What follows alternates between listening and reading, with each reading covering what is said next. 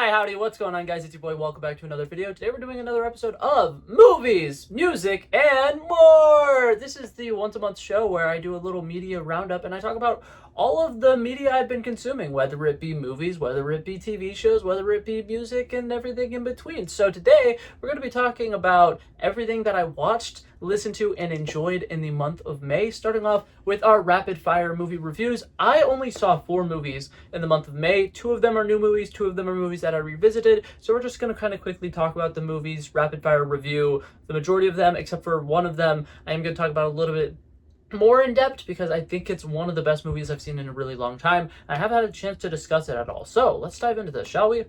Okay, so to first talk about the 2 movies that I revisited the original Guardians of the Galaxy movie. I don't have a whole lot to say. I still think that movie is a perfect 5-star movie. If I have to say what I think the greatest superhero movies of all time is, there's a solid chance that that movie is going to be up there on my list. It's going to be top 5 for sure, and I think that overall it's one of the best team-up movies of all time. I think they do such a great job of naturally bringing together a group of characters who otherwise don't really make sense together, and the fact that they're able to build up each of these characters as these little misfits who feel disregarded from society and just in general they don't feel like they can fit in anywhere, and the way that they come together by the end of the movie is awesome. I think the action sequences are great. I think the music's great. I think that the comedy is fantastic. So Guardians of the Galaxy, always one of my favorite movies. It's a good one to rewatch. Very, very comforting. Another movie that I recently rewatched, and this one I will be kind of getting more into when I talk about the TV shows, because a big part of the reason why I rewatched this movie is because the specific actress, Mika Abdallah, is currently in a show called Off Campus, which I did watch and I did really enjoy. So I watched a movie called Snack Shack.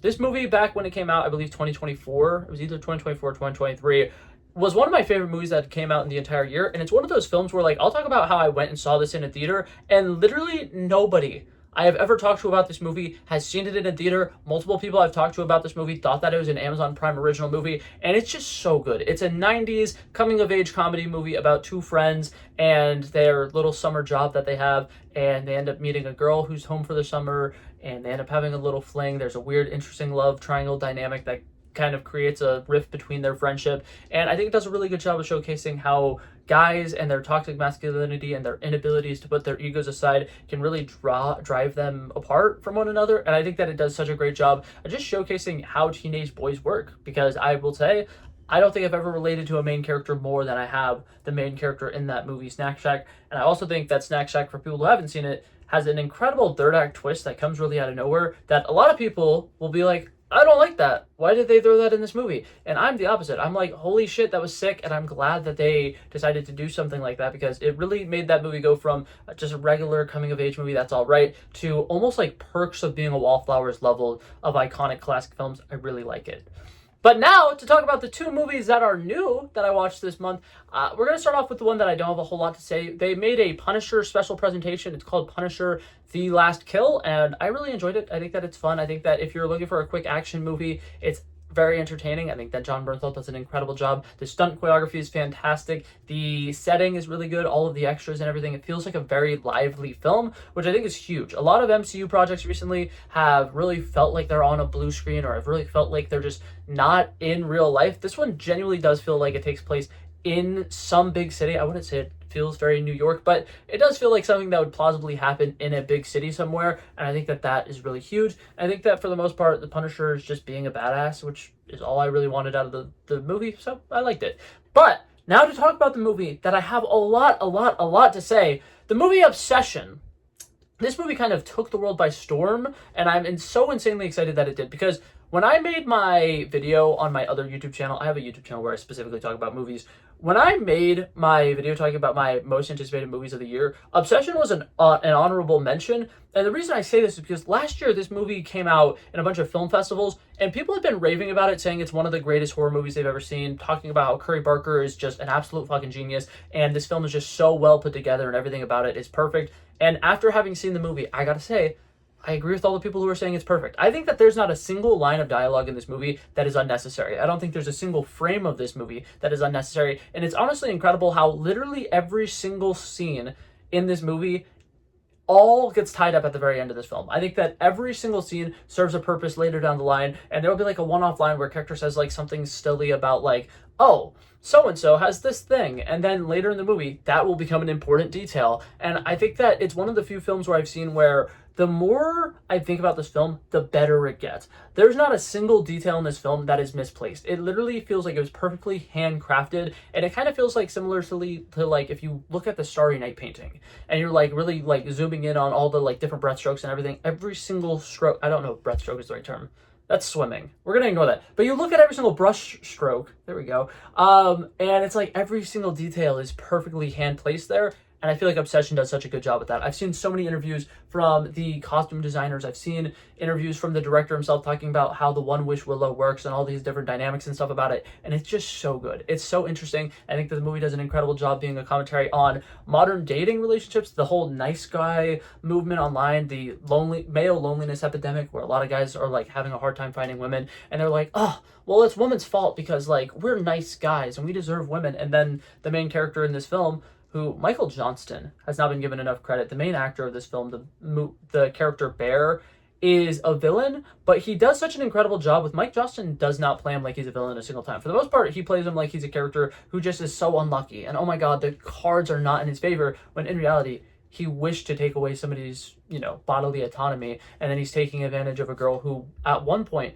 was a very close friend and he supposedly has a massive crush on, despite the fact that Bear throughout this film is just constantly shown that he doesn't really know anything about Nikki as a person. He really just like likes the aesthetic of her, which I also think is a really interesting commentary because something that is very common nowadays, especially in the dating scene, as somebody who's a young adult who's been dating a lot of people fall in love with the idea of somebody and they'll basically like create this concept of this person in their head where they're like, oh, this person probably does this thing and that thing and this thing, and I really like them because of those things. And then you'll meet them and it's like they aren't quite the way you expected, and instead of falling in love with who they actually are, you're still holding on to that idea of them that you romanticized in their head. And I think that that's fully what Bear does in this film. He likes Nikki because he expects her to be a specific way, act a specific way, do a certain thing, and whenever he gets her, he doesn't really seem to know who or what or how Nikki is. She's kind of a blank slate to start with, and she just continues to get more unhinged and unhinged and unhinged and unhinged.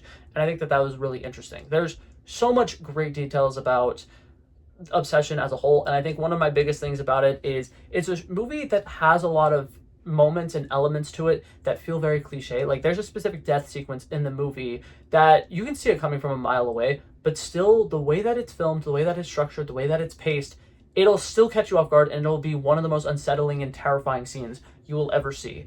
And it's so good. So overall, every single movie that I watched this month are movies that I relatively enjoyed. If I had to give them all a star rating, we're going to quickly run through them. Guardians of the Galaxy, I give 5 stars. Snack Shack, I give 5 stars. It's one of my favorite movies of all time. Punisher, The Last Kill, I gave it 3.5. It's okay. It does what it needs to do. It doesn't have its story, really. And then this fourth one, Obsession, I once again gave 5 stars. Very good month for movies for me. I also didn't watch a whole lot, though, because I've been very focused on TV shows. So, usually, the way that this goes is I do movies, music, and more, and then the more would be the TV shows. Because I've seen so many TV shows this month, I think I gotta quickly run through those first. So, for the TV shows, I have watched a lot of TV shows. I've been slowly watching a TV show called Rain for a really long time. This was an old TV show that aired on CW. It's a historical drama about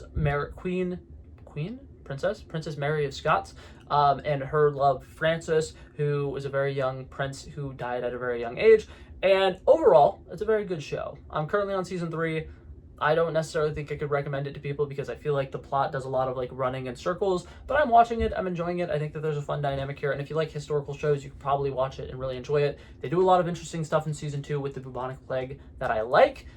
Just overall, it's just something I'm watching to watch. It's not one that I really have a whole lot to say about. The other shows that I'm watching, the other 3 are shows that are currently coming out or they just had their finales. We have Daredevil Born Again, season 2.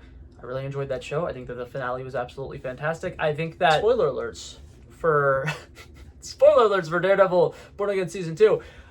The fact that Matt Murdock reveals himself and the fact that he finally is able to kind of beat Kingpin in the way that he wants to beat Kingpin, I think is really interesting. A lot of people constantly are talking about how like, oh, he didn't defeat Kingpin. Oh, Kingpin is going to be back. Kingpin had to leave New York. That is arguably a fate far worse than him getting jail time. That's a fate far worse than him dying. I think that this overall is Matt Murdock finally beating Kingpin, Wilson Fisk, and I think the fact that there's a lot of people who aren't seeing it that way is really interesting to me. But that being said, I love that we got to see a lot of really interesting action sequences in the final act, despite the big final moment of the film being, hey, these guys are in a courtroom and Matt was finally able to legally beat Wilson Fisk and make him have to step down from being mayor. I thought that was awesome. I think that was really good. The next series finale that I watched, The Boys, I'm very iffy on this. So I watched season 5 of The Boys as it was coming out. I really enjoyed it. I think that there were a lot of elements of it that worked really well. I think that for the most part, a lot of people who were not a big fan of it were kind of expecting it to be a different show than The Boys has always been. The Boys has always been silly, goofy, characters doing random things, a new superhero being introduced every single week, who we, have to meet up with, have to fight, have to, figure out what their power set is. So I think a lot of times people were complaining about The Boys finale because they would introduce this character that's very clearly going to be in Vought Rising, and they're like, oh, it's just a backdoor pilot. But I also think that's what The Boys has been doing this entire show. The first season, there are multiple times where they're like, okay, we need an oddly specific superhero so that we can do this oddly specific thing. And that's basically how this show has remained episodic all throughout the 5 seasons of the show. So it is really interesting watching people pick that apart for the final season. I was not bothered by that at all. I thought that was great. I think one of my only critiques of season 5 of The Boys, for people who haven't watched it, there's a character, Soldier Boy. I think that he's incredibly great in the 3rd season. He has a lot of interesting things where he was raised in the 50s. He's a man out of time. He's constantly making jokes that are really outdated. He doesn't understand modern technology. And that's a really interesting thing about his character, because unlike Captain America in the MCU, where he comes back and he kind of immediately understands technology now because we don't spend the time to have him learn it, Soldier Boy in season 3 was really good at actually being out of time, and this season they kind of completely stray away from that. He's understanding modern technology, in my opinion, way too well. He's using slang terminology that I feel like he wouldn't have used back then, and he's constantly just very modern in this season, which is something that really bothered me because I thought that he worked a lot better when he literally felt like you ripped him out of the 50s and 60s. That being said, not that important of a detail. I think Jensen Ackles is still awesome. I think the fact that he's constantly flipping from being Team Homelander or not being Team Homelander is kind of annoying, but it is what it is. They had to get to the finale the way that they did, and it is what it is, because in my opinion, the finale is pretty good. I think they played it a little safe. I think that there's a lot of little character moments here and there that don't necessarily make sense, but have to happen in order for the final plot to happen, and I think overall it works really well. I think that the final scene between Huey and Butcher, absolutely fantastic. I think the way that those two characters get their last moment together is beautiful. Huey continues to be a really good person throughout the entire show. He had never changed or wavered a single bit the entire film, show, and I thought that was really good. And Homelander's end, I think, was really satisfying. That was probably the best way you could have ended that character, and I'm honestly kind of glad that he didn't go on a rampage and destroy the entire world. I feel like that would have been unnecessary and kind of out of character, because I think something that a lot of people don't pick up on with Homelander is all talk, no show, and he pretty much has been for the last 2.5 seasons. And I think that it's one thing where it's people are like, oh, but we're expecting him to go and destroy a bunch of things, but it's he doesn't actually get he doesn't get gratification from just going around and killing innocent people. He needs to kill people that he respects, and I think that that's part of the reason why him fighting against Butcher in that final act is kind of an important thing, because he respects Butcher and he actually has fun when he fights Butcher. It's kind of like when you have a pet snake, you have to feed it live animals or it'll get bored. Homelander doesn't want to kill a bunch of people who he doesn't necessarily have a reason to kill. And I think that that's a very interesting thing. But that being said, overall, really enjoyed the final season of The Boys. I think that there's a couple things here and there that don't work, but I think it's one of those shows where we'll look back at it in 3 or 4 years and be like, that show was good. The way that show ended was great. And part of the reason why I do have a little bit of gripes with it now that I'm done with it, it started autoplaying the first season of The Boys recently. Holy shit. That show had a very gradual decline throughout the entire show, and it's something you don't notice because when you watch season 3 and then it goes into season 4 and it's a little bit worse, and then it goes into season 5 and it's a little bit worse, you don't really notice it. But season 1 is so high quality that when you look at season 5 in comparison to season 1, it is so bad. It's really bad. But that being said, I still enjoyed it. I still think it's a fun time. I think it's a cool superhero show. The last show we have to talk about, this one is so off topic for me, but we have the show Off Campus. I watched this show kind of as a bit, but also because one of my celebrity crushes in it, shout out Mika Abdullah, She's the GOAT. I love her. She's awesome. And this show is fantastic.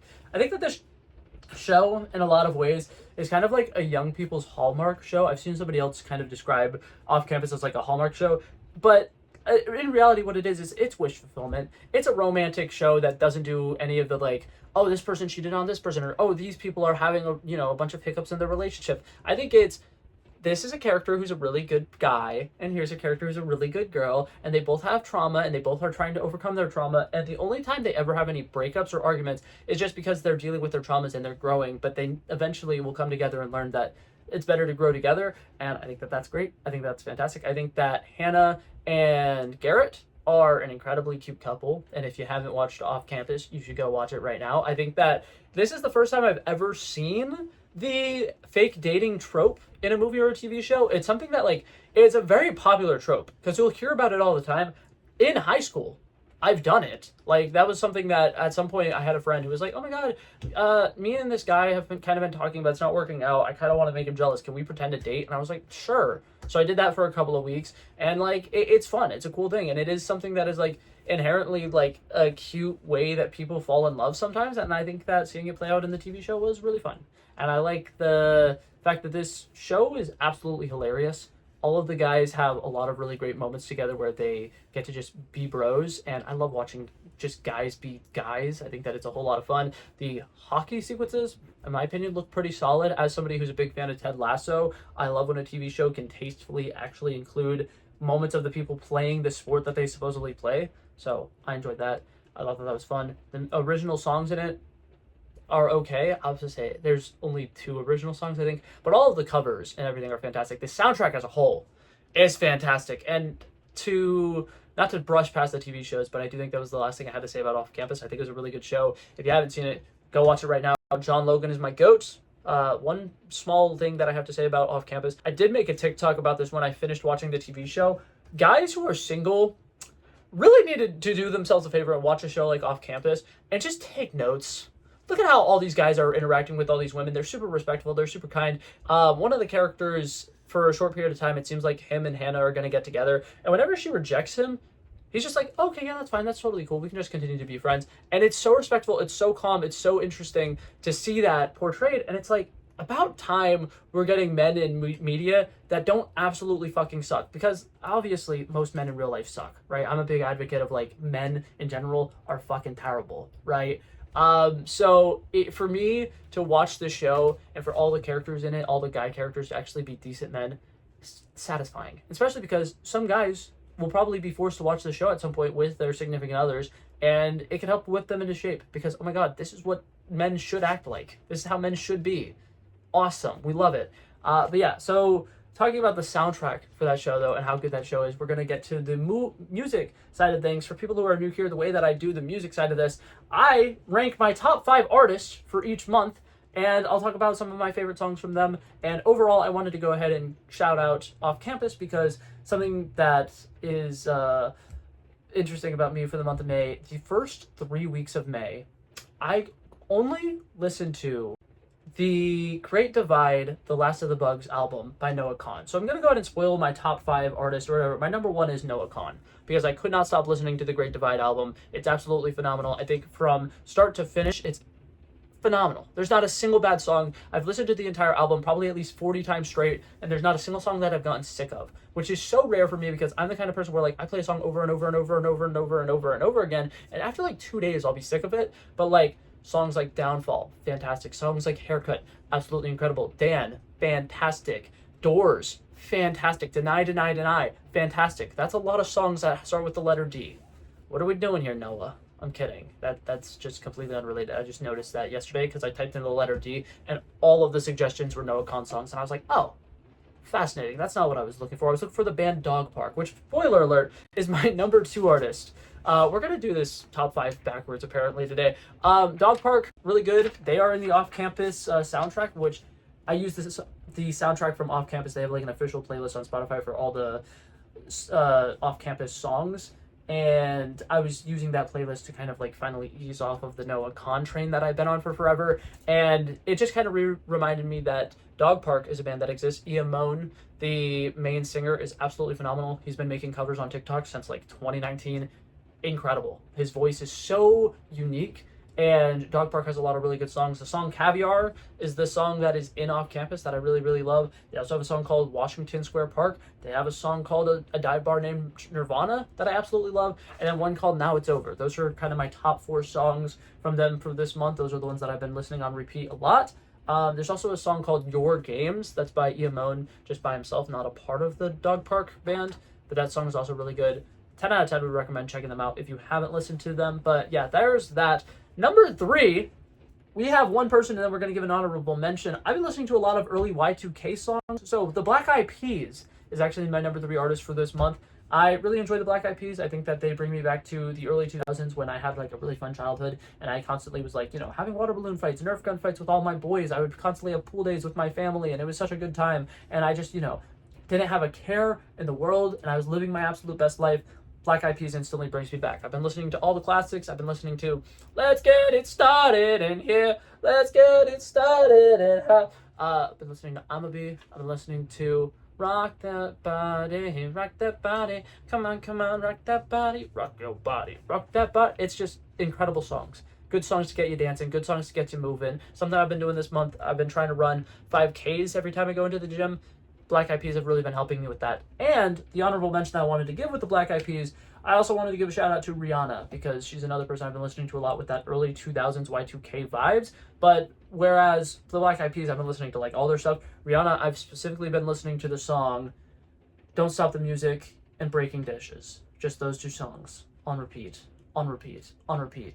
And it's fantastic. I love it. I'm obsessed with that. I think Rihanna's the GOAT. She's so good, so talented, so awesome. The next one, we're now on to number 4. My number 4 artist was a band called The Happy Fits. I got to see them in concert last month. Absolutely fantastic. They released an album, I believe, called Lovesick earlier this year, or it might have been last year, it might have been last November. Really, really good album. Absolutely incredible. There's a song called Wild in Love that I absolutely love. There's a song called The Nerve, which is one that I love screaming out whenever I am driving. If you are ever in a car with me and that song comes on, I apologize for the monster I am going to become, because I will scream every single lyric of that song. But yeah, overall, absolutely love those 2 songs. I think that like I said, that entire album, the Lovesick album, absolutely phenomenal. They're really good to dance along to. I have a really good time with them, and I'm currently making like a summertime playlist for if I'm driving around people who aren't typically in my car. I need to have a playlist that shows that I have good music taste. And those are some songs that are getting in there. The song Too Late by them, that's an older one, but that one's also absolutely classic, fantastic. We really, really love it. And now, my number 5 artist, this is a relatively new one. I've only heard a couple of songs from them, but I found out they're going to be in concert in my area in December, so I'm listening to them a lot more. It's called Axe and the Hatchet Men. This band is absolutely fantastic. They have a song that was kind of blowing up this most recent month on TikTok called Belt Loops. That song's really fucking fantastic. They have a song called Hotel Rooms that I really, really like. And then they also had a song called, I'm gonna have to check my notes here. Never mind. I don't have it written down.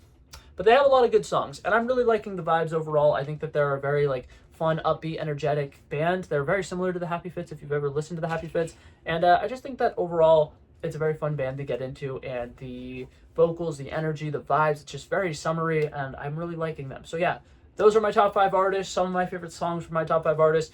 That was all the TV shows that I watched and I indulged myself in the entire month of May, and those were all the movies that I watched in the month of May. So, that being said, that was it for this video, guys. Thank you guys so much for coming by and checking it out. I love and appreciate you guys so much for watching. If you liked it, feel free to like and subscribe, and please feel free to let me know what your favorite movies and TV shows that you watched and indulged in this month was. And I'll hopefully see you guys June with hopefully a lot more movies. I'm planning on watching a lot more movies next month.